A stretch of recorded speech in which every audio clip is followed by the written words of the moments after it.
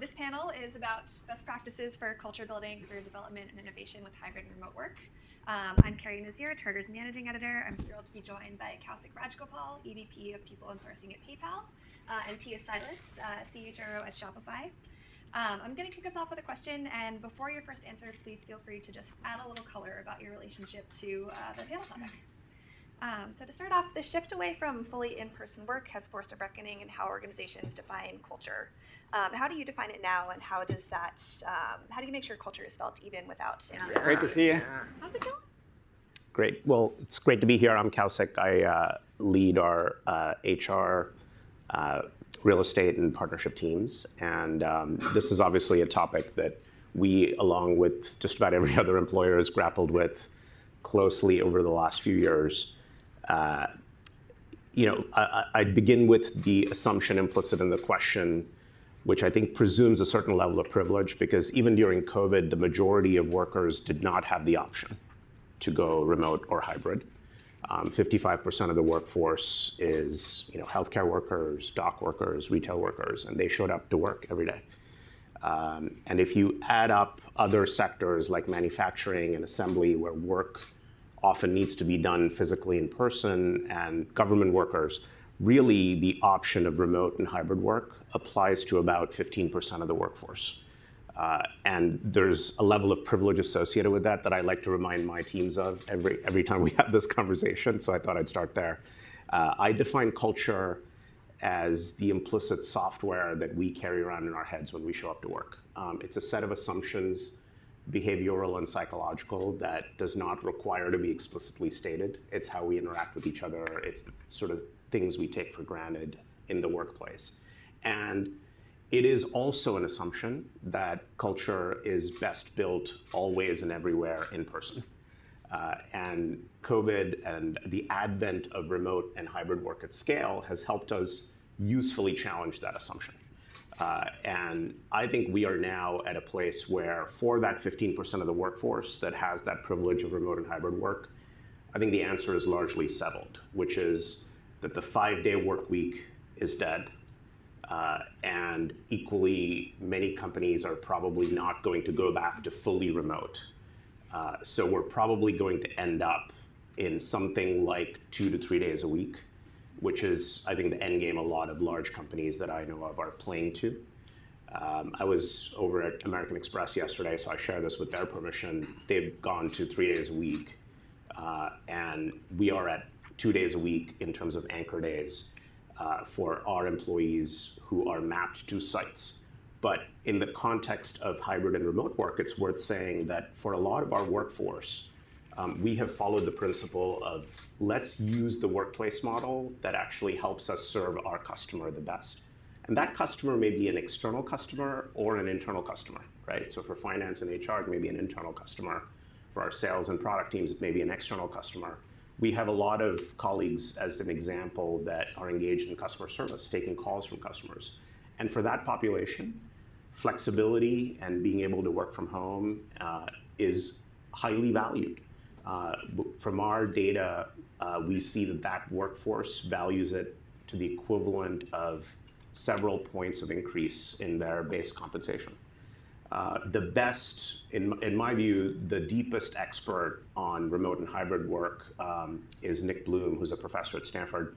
And Nick probably has the best longitudinal data set on remote and hybrid work. As he likes to say, he's been doing research on hybrid work for about 20 years, and the world started caring about it 3 years ago. But as a result of it, he has largely, I would say, the same view. And there may be exceptions to what I stated, right? There may be certain cultures, particularly in professional services, for example, where there's a strong belief that to build culture, you need to show up in person to do it. But for the most part, I think we are in this hybrid world for that 15% of the workforce. One mechanism in that context that we found incredibly helpful to build a strong sense of culture is our community impact and volunteering programs.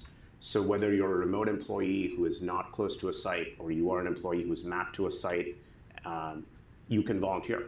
You can make a difference in the world. Our mission is to democratize financial services. That includes making a difference in our local communities. And our employees, from the feedback we've gotten from them, get a lot of energy from these volunteer programs. So that's just a simple example of a mechanism where even in this remote and more hybrid environment than before, where we're converging to this 2 to 3 days a week type of model, we can still find ways to build that culture and have new releases of that software, right, of the set of assumptions, the shared values with which we operate. Tia, how about you?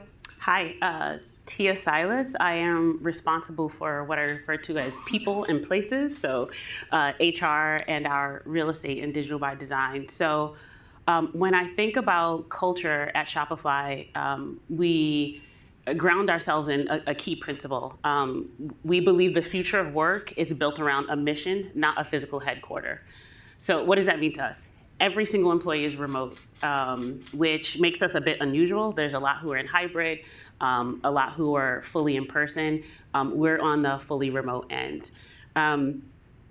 We organize ourselves based on something called digital by design, so digital first.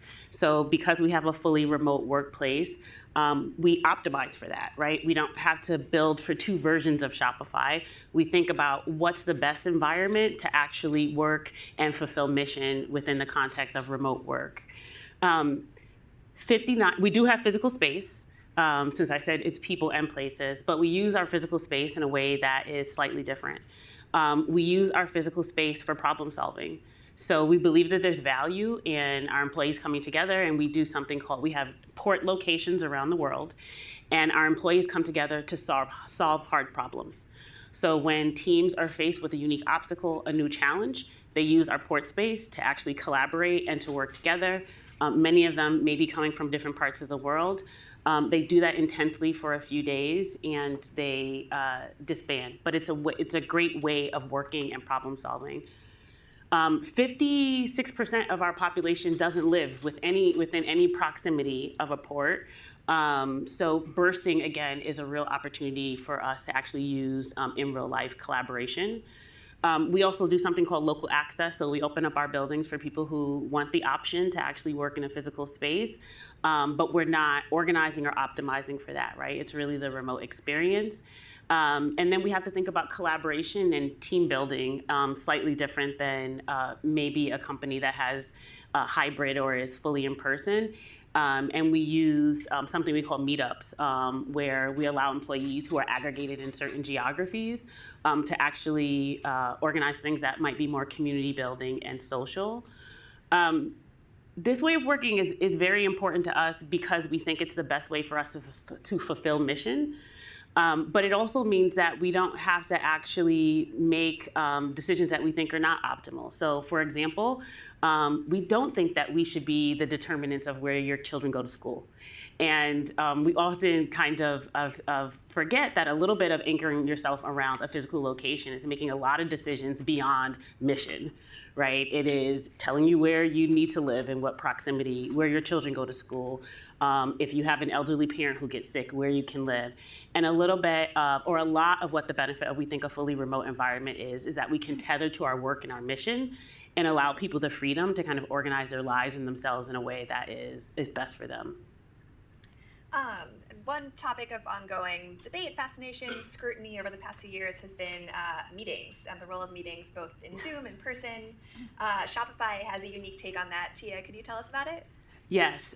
So for those who didn't read some of the several hundred articles that were written about this, we came into this year. So anyway, we go on an annual break where in the changing of a year, the company goes on a break. And when all of our employees came back at the beginning of the year, we had deleted most of their internal meetings. So to be precise, 12,000 meetings went away. And no one knew it was going to happen. And it is a little bit, if you're inside Shopify, it's very kind of akin to the spirit of like chaos that we like to actually introduce into the organization, but not for the simple sake of chaos. So it's chaos with the intention of actually catalyzing tremendous thought. And it was this idea of everything disappearing. We had a 2-week period of time. You could not actually put any meetings back onto the calendar internally. and it forced you to think about the time, what was worthwhile. We have, for those, I don't know if you read Paul Graham, he wrote this incredible paper called Maker's Time versus Management Time. And the TLDR of the paper is that when you think about crafters, and at Shopify we're unapologetic, we are building what we want to be like a crafter's paradise, right? Builders should feel like this is the place that they win and they thrive. But when you think about crafter time versus manager time, the article talks about that management time is in increments of 1 hour, right? If I'm managing team, I work in a day of increments of 1 hour, versus crafters and people who build typically build in half a day. Now, if you think about the power dynamics of an organization, all the people who have the power are managers. And so what we do is we take our 1 hour increment and we put it all over the calendar. And we completely disrupt any ability to have this kind of crafter's paradise, building time, focus time. It is, I say, it's equivalent to telling a painter that instead of painting, you have to go to meetings. Or a writer, instead of writing, you're gonna spend the whole day thinking about writing and talking to people about writing. We would never do that. And so in our organization, we said that we really wanna be mindful of time. So this, a bit of like a performative act of deleting the calendar invites was really with the intention of saying, let's really be mindful of like how we actually think about the worth of time, what it disrupts and what it enables. We also do a couple things. So we have a no meeting Wednesday policy. We've done a couple things. So you have like, if you schedule a Wednesday meeting, you have a Slack bot that kindly, gently nudges that you schedule a Wednesday meeting. You don't have to cancel it, but it forces you. It's a little bit of like a cognitive alert that says like, is that really how we want to spend our time versus building? And then the other thing we did is we built a meeting calculator. So when you do schedule a meeting, internal meeting that is, it tells you the cost of the meeting, right? And it's based on like some average cost of the participants, but you build that and you say like, time is worth something here, right? Every minute that we're meeting, we're potentially not building to fulfill our mission, right? And we're very, very serious about our mission. We've seen great results of this. So overall meetings, you can have meetings at Shopify. Some of the myth is that you can't, we do. But we've seen a 15% reduction of meetings across the organization, and then an overall reduction in time. So there's both the impact of when people have meetings, they're scheduling them for shorter increments of time, which we see all as very, very good and kind of enablers, again, of a culture that really is grounded on like meetings are not actually work, they're preparing for work, and we need to protect the time to actually build. Kausik, anything you would add about the way PayPal approaches meetings that may be different than before the hybrid experiments began? Yeah, I'll just pull on this thread, which I think is very compelling in my view, about being thoughtful about the value of meeting time. So a couple of things that we've done in that spirit is we now start meetings 5 minutes after the hour, with the philosophy that nothing that can be done in 55 minutes really requires a full hour, or 25 minutes versus 30 minutes. And it's a forcing mechanism at the margin to get us to be more efficient with the time. And also to get people to take a break between meetings, right? It's not so much the meeting itself, it's just that you're going from meeting to meeting to meeting. And having that 5-minute breather window is helpful for people just to catch a breath and reset. One of our values is wellness, and in that spirit, we have a couple of wellness days a year where the entire company shuts down. So we had one last Friday, and what was happening before that was that different parts of the company would take a break, right? Well, I'm gonna have no meeting Fridays over here in this area, and I'm gonna take a break on Monday in this area. So on Wellness Day, everybody shuts down, and it's a way for everybody to catch a breath. And one of my favorite things is to go on LinkedIn and see what people post about what they did on their PayPal Wellness Day. And it's people just recognizing that work is a part of life rather than the other way around, right? That they're catching up with friends or with family, or taking a dog for a walk, or going for a hike, or painting. And it's a wonderful reminder of a way in which we live our value of wellness in the context of collaborating and getting work done. It's like we have just a few minutes left, so I'm going to sneak in one kind of wrap-up question, which is, takeaways. What do you know now that you didn't know 3 years ago before the move to hybrid work, to digital first, about supporting worker connectedness, creativity, innovation? Well, largely the way we began was we now know that hybrid work works. We know that it's important to challenge our assumptions about that.